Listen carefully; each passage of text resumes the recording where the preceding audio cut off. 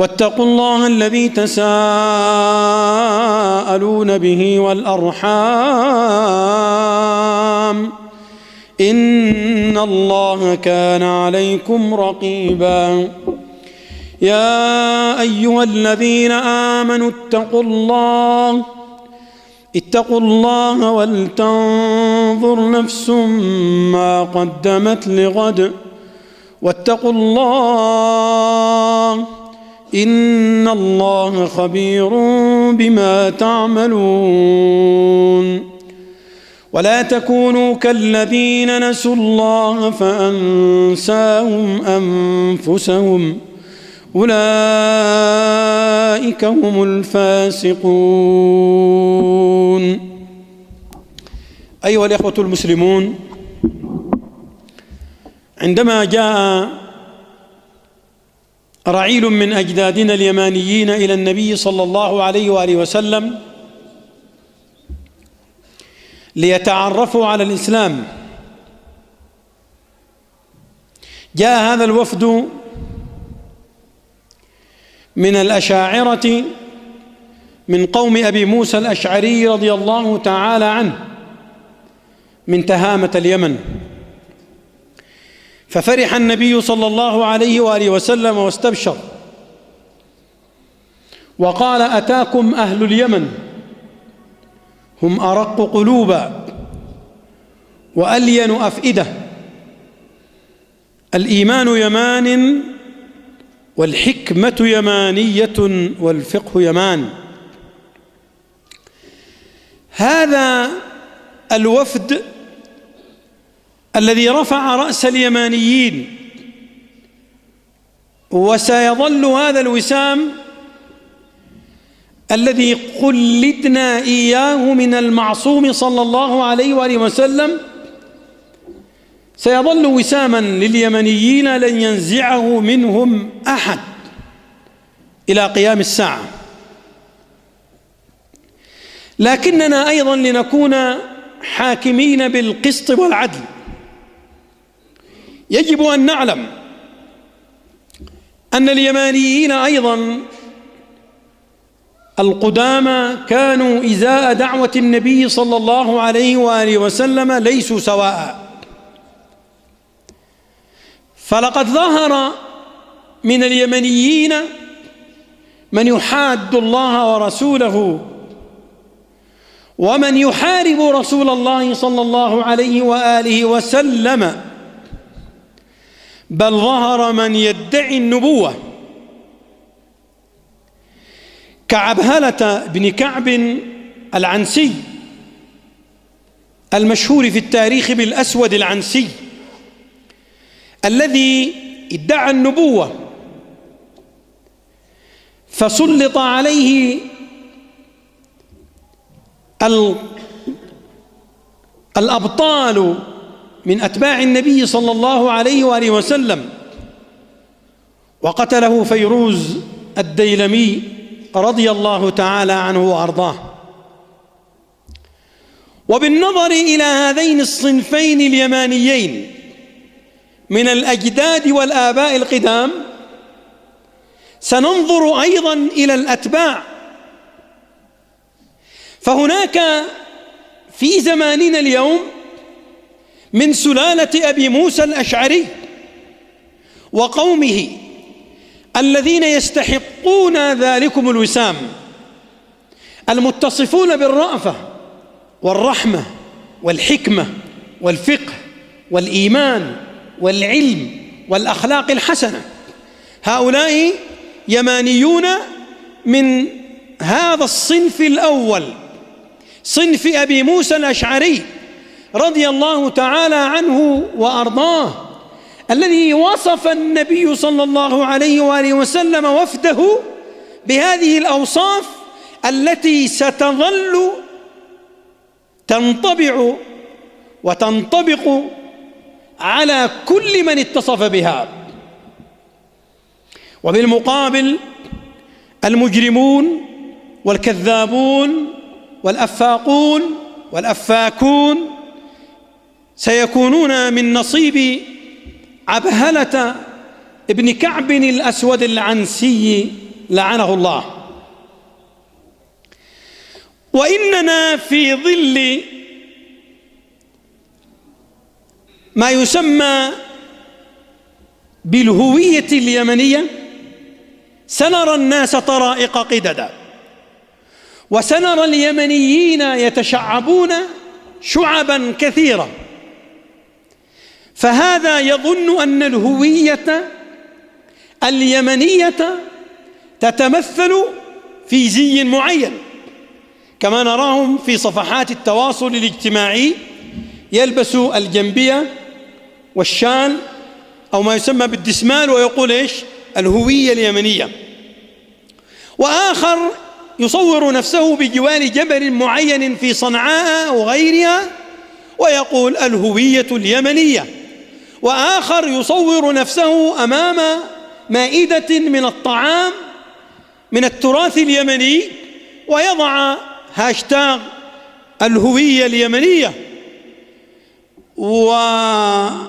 والجميع أخطأ الطريق، لأننا لو كنا نعرف معنى الهوية اليمنية التي قلدنا إياها النبي صلى الله عليه وآله وسلم لما جعلناها تنزل إلى مدرة من الطعام أو إلى صحن من الطعام أو إلى جنبية تلبس أو إلى شال صنع في كشمير وجنبية صنعت في الصين وثوب صنع في الهند، ثم نقول الهوية اليمنية. لو كنا نعرف حقيقة الهوية اليمنية التي قلدنا إياها النبي صلى الله عليه وآله وسلم ونفاخر بها العالم، اذهبوا إلى جنوب شرق آسيا، اذهبوا إلى ماليزيا، اذهبوا إلى أندونيسيا، اذهبوا إلى مشارق الأرض ومغاربها أيها اليمنيون لتروا كم يحترمكم الناس لأنكم أبناء الأنصار، ولأن أجدادكم هم الذين آووا النبي صلى الله عليه وآله وسلم وعزروه ونصروه واتبعوا النور الذي أنزل معه. هذه هي الهوية اليمنية. الهوية اليمنية هي هوية الإيمان، هوية الفقه، هوية الحكمة، هوية الأخلاق، هوية العادات، هوية الحجاب اليمني الذي ما زلنا نفاخر به إلى هذه اللحظة جميع شعوب العالم بلا استثناء. فلا توجد أمة ولا شعب في الكرة الأرضية ترتدي نساؤه الحجاب الإسلامي كما في اليمن. وإن كنا نأسف ونسوق أسفنا دوما أن بعض بناتنا ونسائنا يرتدين هذا الحجاب فقط من أجل العادة والتقاليد وخوفا من المجتمع، فيا ليت نساءنا يرتدين الحجاب تعبدا لرب العالمين ليحصلن على خيري الأمرين، لتحصل على جمال منظرها وهي ترتدي حجاب العفاف، ولتحصل على ثواب من ربها وهي تلتزم أمره. يا أيها النبي قل لأزواجك وبناتك ونساء المؤمنين يدنين عليهن من جلابيبهن. أيها اليمانيون في كل مكان من بلادي، في مشرق اليمن ومغربها، في شمالها وجنوبها، اليمن بلحمتها الواحدة وأرضها الواحدة لن تكون يمنا عزيزة إلا إذا كانت أرضا واحدة، لن تكون أقاليم ولن تكون شطرين، لن تكون اليمن عزيزة إلا إذا كانت يمنا واحدا يعتز بهذا اللقب. الإيمان يمان والحكمة يمانية والفقه يمان. أيها اليمانيون في كل مكان، ليست هويتنا في قرون وعل تجعلونه شعارا لكم اليوم، ونسيتم أن الوعل هذا حيوان تافه يذبحه الناس ليأكلوه. فما الفرق بين من يقدس الوعل وهو حقيقة شعار لإله قديم في الحضارات اليمنية قبل الإسلام بل قبل ألوف السنوات، الوعل الذي الآن تجدون صوره وصور قرونه تنتشر في وسائل التواصل الاجتماعي على أنه هوية يمنية، هو في الحقيقة يستوي مع البقرة التي يعبدها الهندوس. فلقد كان بعض قدماء اليمن يعبدون الوعل هذا ويسمونه بالإله عثر، ويسمونه إله المطر والرخاء. أين عقولكم أيها اليمانيون؟ ألا تدرسون تاريخ اليمن؟ ألا ترجعون إلى الوراء لتعرفوا ماذا تفعلون، ولتعلموا لما تروجون؟ أين الإيمان والحكمة والعلم والفقه؟ ونحن كل واحد منا يتمسك بشعار ولا يعرف أنه شعار إلحاد وشرك وعبودية لغير الله رب العالمين. فيا متمسكون بقرون الأوعال، إن هذه ليست هوية اليمنيين، أخطأتم. ويا متمسكون بألقاب الأقيال والقيل والقيل والقيل من أبناء الملوك السابقين، لم يكن سبأ جد اليمنيين ليكون عند الله عظيما إلا بتوحيد الله، ولم تكن بلقيس بذلكم الشرف إلا بعد أن قالت أسلمت مع سليمان لله رب العالمين. أما وهي تعبد الشمس فقد ضحك عليها الهدهد واستغرب من أمة تعبد الشمس وقال وجئتك من سبأ بنبأ يقين إني وجدت امرأة تملكهم. هذا أولا أمر عجيب وفضيحة، أن تملك الرجال النساء. إني وجدت امرأة تملكهم، وكأن الهدود يستغرب أن يولي الرجال أمرهم وهم الرجال بقوتهم وحزمهم وشجاعتهم امرأة. إني وجدت امرأة تملكهم وأوتيت من كل شيء ولها عرش وأوتيت من كل شيء ولها عرش عظيم.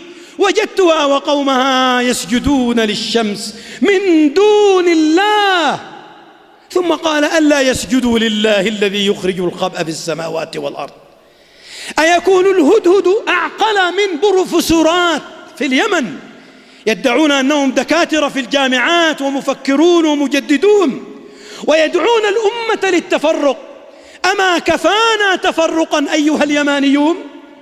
أما كفانا تفرقا بعد أن اتحدت اليمن وكانت شعبين اثنين وتوحدت عام 90 و900 وألف للميلاد؟ أقسم الغرب المجرم والصليبية الحاقدة والصهيونية المقيتة أن يشتتوا اليمن بدلا من أن كانت شعبين اثنين أن يشتتوها إلى شعوب مختلفة، فجاءوا بما يسمى بالتعددية الحزبية السياسية المقيتة البغيضة اللعينة التي لم نر بعدها خيرا إلى هذه اللحظة. قبل عام 90 ما كان اليمني ينظر إلى المسجد ويقول هذا المسجد تابع لفلان أو لعلان. اليوم حتى المساجد صارت تصنف، هذا المسجد يتبع الحزب الفلاني، وهذا يتبع الجماعة الفلانية، وهذا يتبع، حتى المساجد صارت تصنف على الأحزاب والجماعات. والله عز وجل يقول وأن المساجد لله فلا تدعوا مع الله أحدا. وفرقونا أحزابا وفرقا متناحرة، وضاعت مليارات الدولارات من الأموال في بلادنا بسبب ما كان يسمى بالمعارك الانتخابية. ألا ترون أنهم يسمونها معارك؟ حقا إنها معارك، لأن ضحيتها أشلاء الوطن، لأن ضحيتها تمزيق الوطن، لأن ضحيتها تمزيق القلوب، لأن ضحيتها افتراق الأمة. صار اليوم اليمني يلعن بعضهم بعضا وهم يصلون في مسجد واحد، لأن هذا تابع لجماعة فلان، وهذا لحزب فلان، وهذا سني، وهذا شيعي، وهذا حوثي، وهذا مؤتمري، وهذا إصلاحي، ونحن أمة واحدة، نحن أمة يمانية واحدة. فلتكن من أي جماعة شئت، ولكن تحت مظلة الإسلام والقرآن وهدي النبي صلى الله عليه وآله وسلم. ولذلك استطاع العدو الخارجي اليوم أن يفتت بلدنا وأن يشتت وحدتنا وأن ينتهك حرماتنا وأن يسلب ثرواتنا، لأن كل فئة جندت فئة أخرى تجاهد وتقاتل تحت ظلها. وأمريكا والصليبية العالمية والصهيونية البغيضة تتفرج وتدير بالريموت كنترول، والشعب اليمني يئن ويجوع ويقاتل من أجل عقيدته ومن أجل وحدته ومن أجل أمته ومن أجل حدوده ومن أجل استقلاله، لأننا اليوم مستعمرون. أين ثرواتنا؟ أين يذهب بترولنا؟ أين يذهب غازنا؟ يقول المحللون الاقتصاديون قبل سنوات إن الشعب اليمني لو أخذ مستحقاته من ثروات البترول لكان دخل الفرد اليمني الواحد، متوسط دخل الفرد اليمني الواحد 3000 دولار شهريا من بترولنا. فكل بترول تحت قدمي وقدمك هو ملك لي ولك ولأبنائي وأبنائك وملك كل مواطن يمني، لأن الله قال والأرض وضعها للأنام، فمن خلقه الله على أرض فالرزق الذي تحت قدمه ملكه. لكن أين تذهب أرزاقنا؟ أين تذهب ثرواتنا ونحن نناطح السعودية ودول الخليج في البترول وفي الغاز المسال؟ إن الاحتياطي بحسب وزارة الطاقة الأمريكية الاحتياطي الذي تملكه اليمن أضعاف ما تملكه بعض دول الخليج. لكن بتفرقنا باتباعنا لدول الغرب والسفارات الغربية واحتكامنا لها وتولينا لها صرنا كما صرنا. والله عز وجل يقول يا أيها الذين آمنوا لا تتخذوا اليهود والنصارى أولياء بعضهم أولياء بعض ومن يتولهم منكم فإنه منهم إن الله لا يهدي القوم الظالمين فترى الذين في قلوبهم مرض يسارعون فيهم. وكم سارع كثير من ساستنا وقادتنا إلى أحضان هؤلاء وارتموا في أحضانهم فأغرقوهم بالدولارات وأغدقوا عليهم بالقصور والجنسيات والجوازات الدبلوماسية، ولكن كانت الضحية هذه الأمة الصامدة الصابرة إن لم تنتبه للمؤامرة الغربية الخارجية في تفتيت وحدتنا وأمتنا وتفتيتنا طائفيا. كفانا تفرقا، نحن أمة مسلمة يجمعنا رب العالمين ورسول الله، نجتمع تحت الظلالين هذين لا ثالث لهما. كفانا تفرقا، كفانا تشرذما، هويتنا هي هوية الإيمان. أبي الإسلام لا أب لي سواه إن افتخروا بقيس أو تميم. لقد نجح العدو الغربي في نسف حضارتنا الإسلامية والتشكيك في هويتنا الإسلامية. يقول أحد المستشرقين، وهذه المقولة منتشرة انتشار النار في الهشيم، مقولة مشهورة لأحد المستشرقين الغربيين، يقول إذا أردت أن تدمر دولة أو حضارة، إذا أردت أن تهدم حضارة فعليك بثلاث: هدم الأسرة، هدم التعليم، إسقاط القدوة والمرجعية. هدم الأسرة، ها هم الآن ينخرون في أسرنا اليمنية، ها هم الآن ينخرون في أخلاقنا وعقيدتنا وقيمنا. فالقيم اليمنية الإسلامية العريقة يرونها تخلفا، ولا بد أن نتحضر، ولا بد، وأكرر دائما في كثير من خطبي، أن تخرج البنت من منزلها، وأن تخرج المرأة من عفافها، وأن يختلط البنات بالبنين في الجامعات والمعاهد ومعاهد التكنولوجيا ومعاهد اللغة والاحتفالات وغير ذلك. ومن هنا تنشأ المرأة بلا أخلاق، تنشأ المرأة بلا دين. فإذا كانت البنت ستنشأ بلا دين ولا أخلاق، إنما أخلاقها رسائل الواتساب، أخلاقها المواعدات السرية مع صاحبها وصديقها، لنسمع بعد ذلكم آهات ما كانت في أمتنا اليمنية. تلكم هربت من أسرتها، وأخرى وجدوها مع صديقها في مكان كذا وكذا، وثالثة ظلت تتواصل معه أشهر طويلة، ورابعة قد حملت سفاحا. كيف ستكون هذه الأم وهذه البنت وهذه الطالبة؟ كيف ستكون أما لتربية أسرة صحيحة؟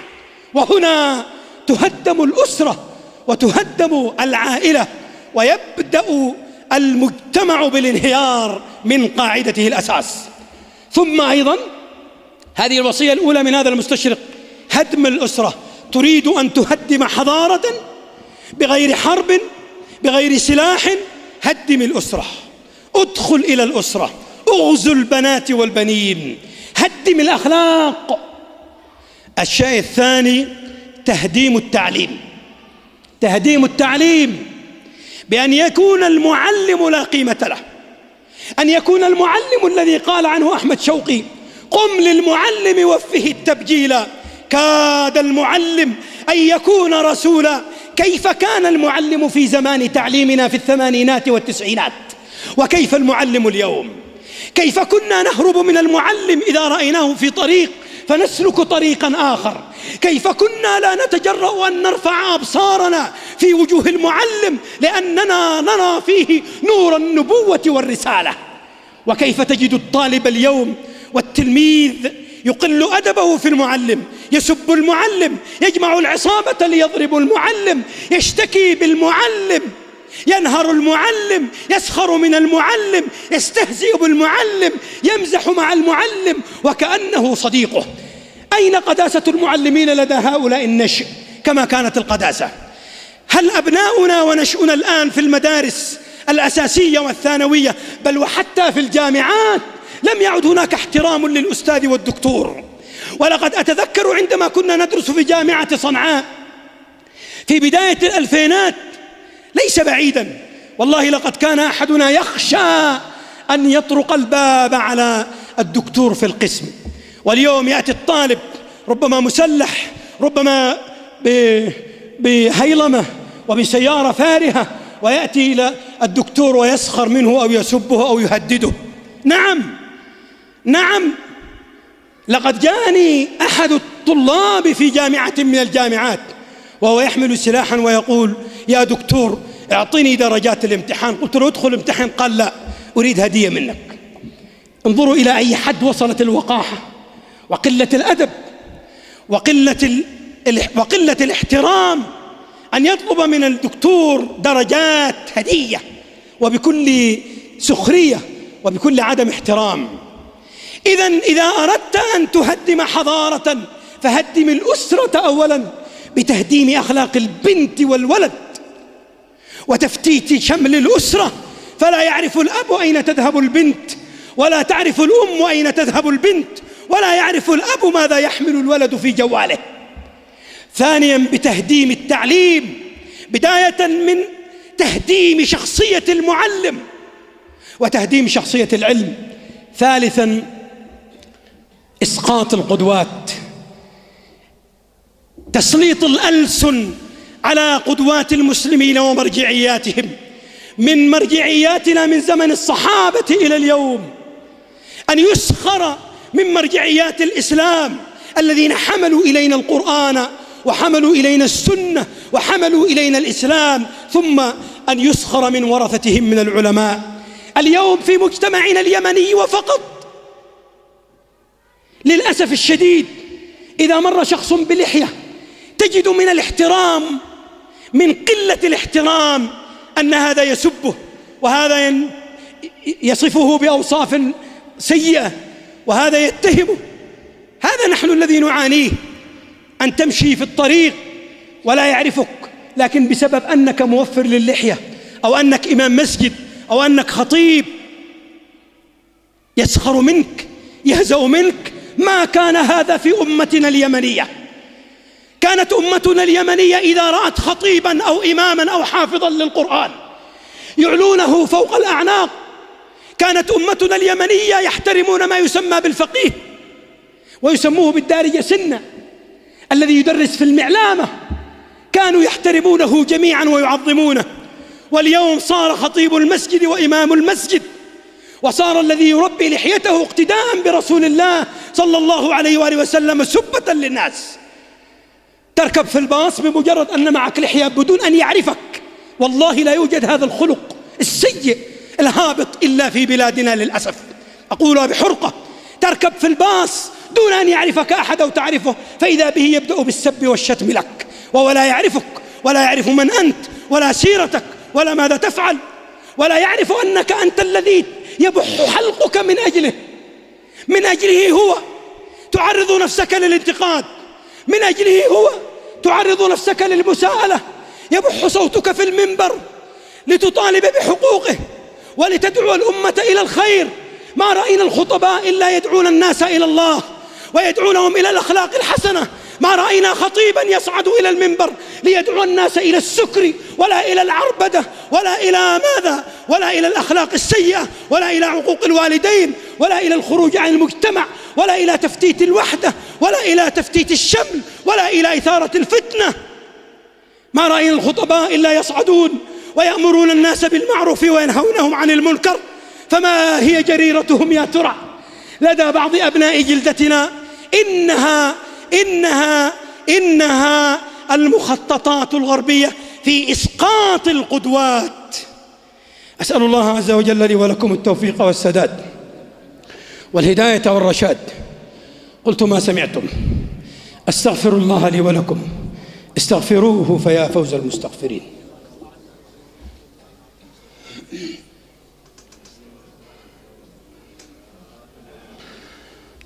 الحمد لله الذي هدانا لهذا وما كنا لنهتدي لولا أن هدانا الله. لقد جاءت رسل ربنا بالحق ونودوا أن تلكم الجنة ورثتموها بما كنتم تعملون. إن هويتنا اليمنية هي في أخلاقنا أيها اليمانيون، هي في عاداتنا الحميدة وتقاليدنا، هي في كرمنا، هي في تآلفنا، هي في عفتنا، هي في حجاب بناتنا ونسائنا، هي في تكاتفنا، هي في تآلفنا. إن هويتنا هي في الحفاظ على ديننا والحفاظ على شريعة ربنا والدعوة إلى تحكيم شريعة الله وجعل كلمة هي العليا وكلمة الذين كفروا السفلى. إن هويتنا في الحفاظ على وحدتنا، في ائتلاف صفنا، إن هويتنا في المحبة بيننا، إن هويتنا في إزالة الفوارق الحزبية والجماعاتية بيننا والطائفية. إذا نجحنا في ذلكم فقد نجحنا في تحقيق الهوية اليمنية. ليست الهوية في لبس جنبية، وليست الهوية في مدرة سلتة أو في طبق صحن أو في كذا وكذا. دعونا من هذه السفاسف. إن هويتنا في عقيدتنا، في إيماننا، في وحدتنا، في قوتنا، في اتحادنا ضد العدو الخارجي الذي فتت شملنا وفرق صفنا وأخذ ثرواتنا وتآمر على عقيدتنا وديننا وإسلامنا. إن بناء المجتمع اليمني وبناء الشخص اليمني عقديا وأخلاقيا ودينيا وعلميا هو هويتنا الإيمانية. لا نريد أن نبني قصورا، إنما نريد أن نبني أمة، أن نبني أخلاقا، أن نبني عادات، أن نبني سلوكا طيبا، أن يركب الناس في وسائل المواصلات يحترم كل واحد الآخر. لكن اليوم هذا يسب هذا وهذا يلعن هذا، وأول ما تصعد في الباص هذا يلعن وهذا يسب. هذه هي الأمة اليمانية؟ أهذا هو وصف رسول الله لنا بأننا أرق قلوبا وألين أفئدة؟ لا والله، لن نحصل على هذا اللقب إلا إذا كنا فعلا أرق قلوبا وألين أفئدة، ليس من أجل اليهود والنصارى، لا، بل أذلة على المؤمنين أعزة على الكافرين. إن بناء الإنسان هو أساس النجاح والانتصار. لقد نجح الصينيون أو حاولوا في الأمم القديمة، خططوا لبناء سور اسمه السور العظيم، سور الصين العظيم، الذي كانوا يخططون أنه لا يستطيع أحد أن يعتليه أبدا. ولكن بعد أن أقاموا هذا السور العظيم في خلال 100 سنة فقط غزوا 3 مرات. لماذا؟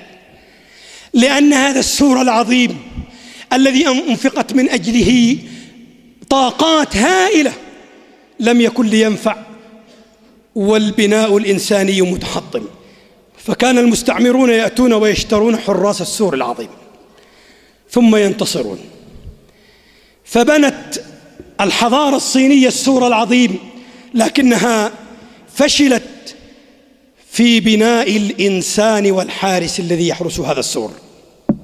أقف أخيرا عند الكلام الذي ذكره أحد كبار استخبارات الاتحاد السوفيتي توماس شومان، وهذا الاسم طبعا اسم مستعار فقط وله اسم حقيقي آخر لا أطيل.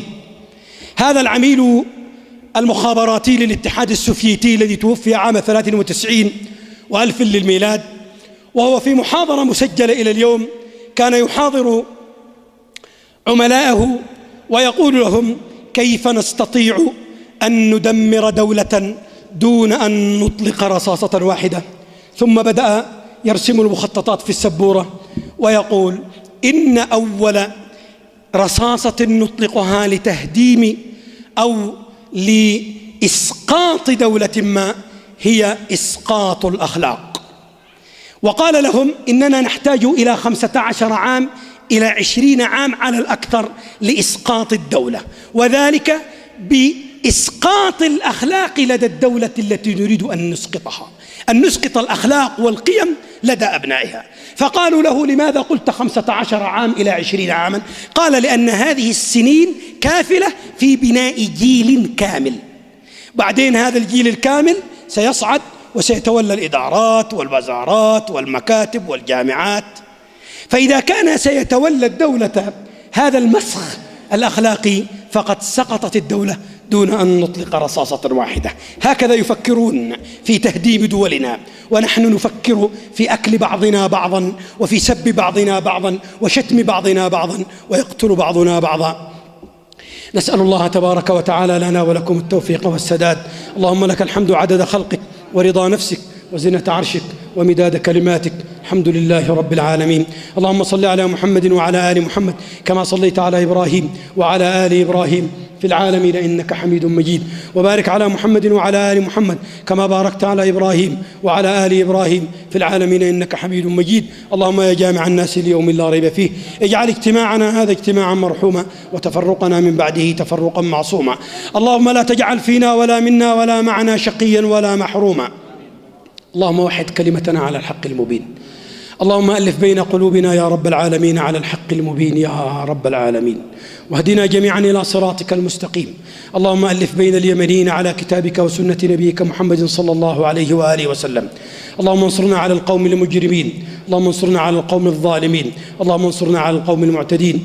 اللهم عليك بالأيدي الآثمة التي تعتدي على بلادنا وتمتد إلى بلادنا وتتآمر على بلادنا وتحاصر بلادنا جوا وبرا وبحرا. اللهم دمرهم تدميرا ورد أسلحتهم التي يشترونها لتدمير بلادنا عليهم يا رب العالمين، ووحد كلمتنا على الحق المبين، وانصرنا نصرا مؤزرا يا قوي يا عزيز.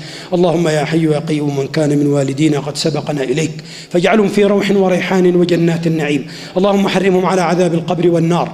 اللهم اجعلهم في هذه الساعة مع النبيين والصديقين والشهداء على سرر متقابلين في مقعد صدق عند مليك مقتدر، وألحقنا بهم في الصالحين. ومن كان من والدينا على قيد الحياة فمتعه يا رب بسمعه وبصره وقوته وصحته وعقله وصلاحه أبدا ما أحيته، وارزقنا بره على الوجه الذي يرضيك عنا يا رب العالمين. لا إله إلا أنت سبحانك إنا كنا من الظالمين. وآخر دعوانا أن الحمد لله رب العالمين.